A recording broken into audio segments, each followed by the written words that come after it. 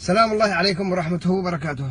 أولا أعزي كل أبنائنا في المملكة العربية السعودية على الكارثة هذه والنكبة اللي حصلت عليهم. أغبى قرار تم اتخاذه في 2016 هو سعودة الاتصالات. يا خبر الذي يوظف عياله ولا أبنائه مش ما يحتاج قرار، الذي يحق شغل ينحت بالصخر ويشتغل. عندكم كل الجنسيات العربية يهاجروا يدوروا مغط حلق بكل مكان، وانت تجي تقول لا نسعود الاتصالات.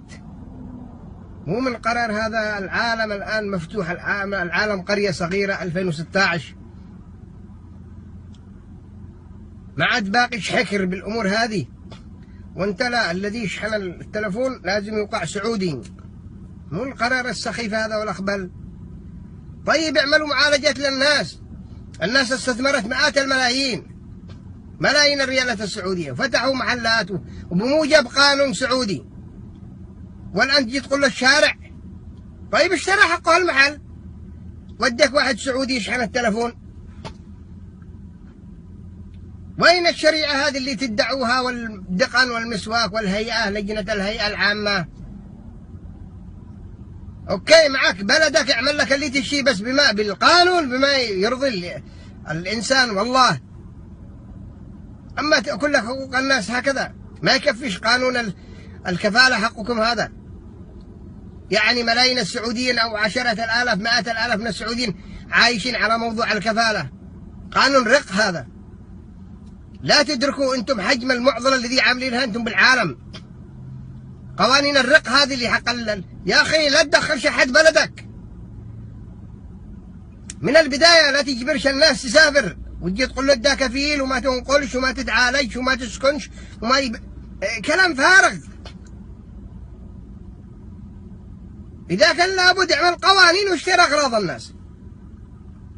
أما أنك تخلي المغترب يستثمر ويدين ويبيع عرض ويقتتل، وتجي تقول له لا أنا أبغى أسعود التلفونات، ويعني ما همش حق شغل عيالكم. إذا ما همش حق شغل ما ينفعش أي قرار.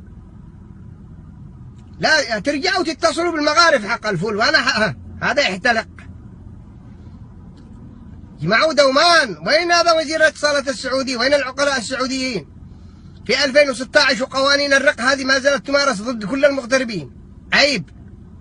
وثانيا المواطن اليمني المفروض يكون له استثناء، لأن احنا بجحر الحمار الداخلي الآن ومن تحت راسكم. لأنه علي عبد الله صالح حليفكم من 33 سنة.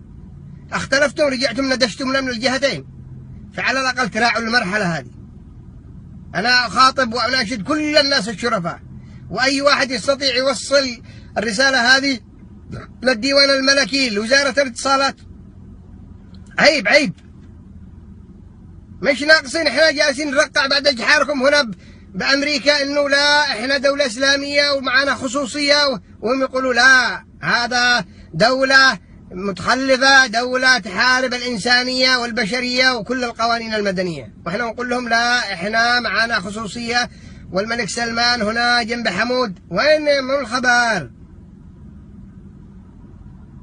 الذي يشحن التلفون لازم يوقع سعودي. كلام فارغ وسخيف. ردا على اليمني اللي ما هو عاجبه قرار توطين الاتصالات ونظام الكفالة في السعودية. أولا هذه قرارات داخلية، من حق السعودية اتخاذ أي قرار متى ما تشاء وكيف ما تشاء وتطبقه على من تشاء، واللي ما هو عاجبه بلده أولى به. ومن ظلم فليتقدم بمظلمته بما يثبت لشرع الله ويأخذ حقه. ومن أكل حرام بالنسبة للكفلاء فحرام في بطنه وفي بطن عياله، والله سبحانه وتعالى اللي بيحاسبه. لا لها علاقة لا في الدقون ولا في المساويك زي ما تفضل حضرتك. أما بالنسبة لعفاش فعفاش خدعنا فيه كما خدعتم أنتم اليمنيين فيه. كنا نحسب أنه رجال وشنب، ولكن للأسف أنه طلع أهلامه وطلع ذنب. ووالله لو أن السعودية ما تدخلت أنك الآن عبد للخمائن في إيران فاحمد الله. وكما قيل والله إن الله أتى بالملك سلمان في الوقت المناسب، نسأل الله أن ينصره وأن يطيل في عمره على طاعته. وأما بالنسبة للمقيمين في المملكة فالمملكة مفتوحة للجميع. أنت عارف أنه آخر إحصائية عدد المقيمين في مدينتين بس في السعودية، جدة والجبال، يفوق عدد المواطنين.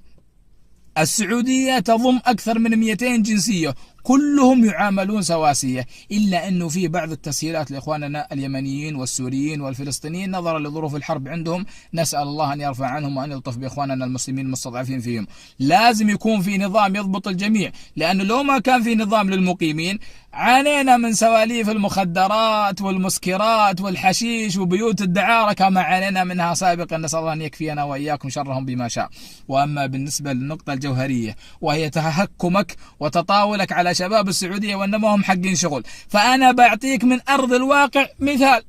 المملكة العربية السعودية حرب في الجنوب وتأهب في الشمال وعين ساهرة على الخونة في الداخل وتسهيل للحجاج كل عام وللمعتمرين طوال العام، وفوق ذلك إساءات إعلامية وحرب اقتصادية وتهديدات دولية، والناس عايشين آكلين شاربين سعوديين ومقيمين، لا حظر تجول ولا تضخم اقتصادي ولا سين ولا جيم. أتحداك تعطيني بلد في خريطة العالم كله مثل السعودية. طبعا في نهاية رسالة اليمني قال أتمنى أن تصل رسالتي. وصلت رسالتك وهذا ردي عليك، وأنا أتمنى من كل قلبي أن تصلك رسالتي وأن تصل للجميع. أسأل الله العظيم رب العرش الكريم أن يعز الإسلام والمسلمين وأن يذل المشركين الكافرين المعتدين، وعلى رأسهم الروافض الكفرة القتلة. والسلام عليكم.